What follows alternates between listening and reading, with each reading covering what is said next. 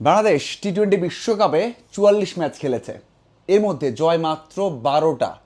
সেই ১২টার মধ্যে ২টা ম্যাচ বড় ম্যাচ, মানে বড় দলের বিপক্ষে ২টা জয়। একটা হচ্ছে ওয়েস্ট ইন্ডিজের এগেনস্টে, আর একটা হচ্ছে শ্রীলঙ্কার এগেনস্টে।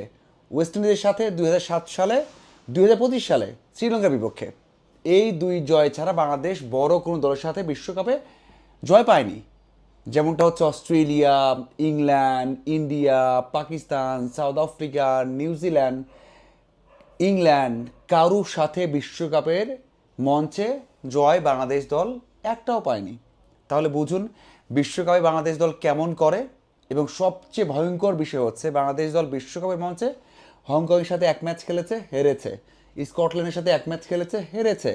বাংলাদেশ আয়ারল্যান্ডের সাথে ২ ম্যাচ খেলেছে, একটা হেরেছে, একটা জিতেছে। এই আয়ারল্যান্ডের সাথে বিশ্বকাপের মঞ্চে এই হচ্ছে স্ট্যান্ড। তার মানে হচ্ছে বাংলাদেশ দল বিশ্বকাপে সবসময় খারাপ করে। আমরা সবাই সেটা জানি, এটা নতুন করে বলার কিছু নেই। এই যে আরও একটা বিশ্বকাপ আসছে, আবারও সূচি প্রকাশ হয়েছে।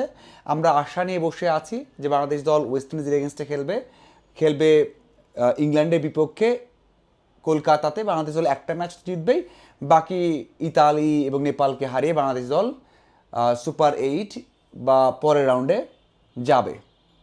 এই স্বপ্ন বাংলাদেশ দল বিশ্বকাপে যাওয়ার আগে তাদের যেই মানে স্বাভাবিক ফর্মে ফেরা, মানে যেটা আমরা বলি সবসময় একটা আলোচনা সৃষ্টি করা, খারাপ করা, সেখানে কিন্তু ফিরছে। ওয়েস্ট ইন্ডিজের বিপক্ষে 3 ম্যাচে হোয়াইট ওয়াশ হলো, এখানে আয়ারল্যান্ডের বিপক্ষে প্রথম ম্যাচ হারলো। এখন আপনি বলতে পারেন যে বাংলাদেশ কি নেপালকে হারাতে পারবে? এই যে যখন সূচিটা প্রকাশ হলো তখন অনেকেই এই কথা বলেছে যে বাংলাদেশ সহজ গ্রুপে পড়েছে। সবসময় বলা হয় যে বাংলাদেশ যে গ্রুপে পড়ে সেই গ্রুপটাই কঠিন হয়ে যায়, কারণ বাংলাদেশ একটা শক্তি অ্যাড করে। 4টা গ্রুপে 8টা বড় দল খেলবে, এটা তো স্বাভাবিক নিয়ম। যেখানে বাংলাদেশ যাবে সেটা একটু স্ট্রং হবে, যেখানে আফগানিস্তান যাবে সেটা একটু স্ট্রং হবে, সেটাই তো নিয়ম। তেমনটাই তো হয়ে আসছে।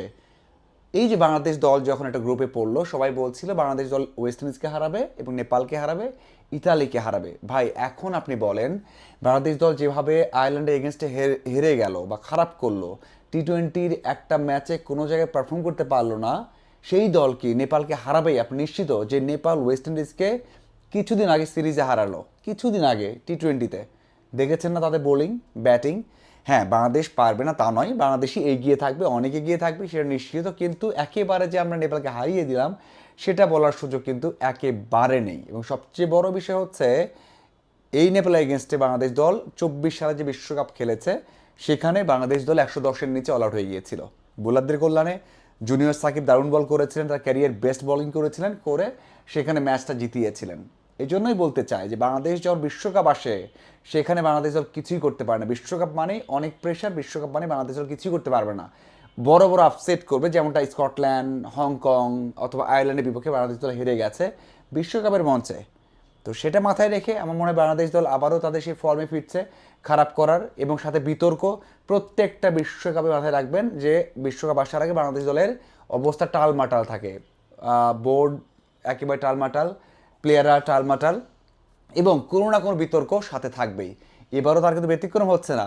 মাঠের পারফরমেন্স খারাপ এবং মাঠের বাইরেও সেই আলোচনা সৃষ্টি হয়ে যাচ্ছে। তো আমার মনে হয় যারা ভেবেছেন যে নেপালের বিপক্ষে বাংলাদেশ দল জিতবে, ওয়েস্ট ইন্ডিজকে হারাবে, ইতালিকে হারিয়ে বাংলাদেশ দল পরের রাউন্ডে যাবে, সেটা আমার মনে হয় এতটা সহজ নয়। বাংলাদেশ সবচেয়ে কঠিনতম অবস্থানেই আছে এবং চিন্তা করতে হবে ওই নেপাল বাংলাদেশ দলকে হারিয়ে দেয় কিনা।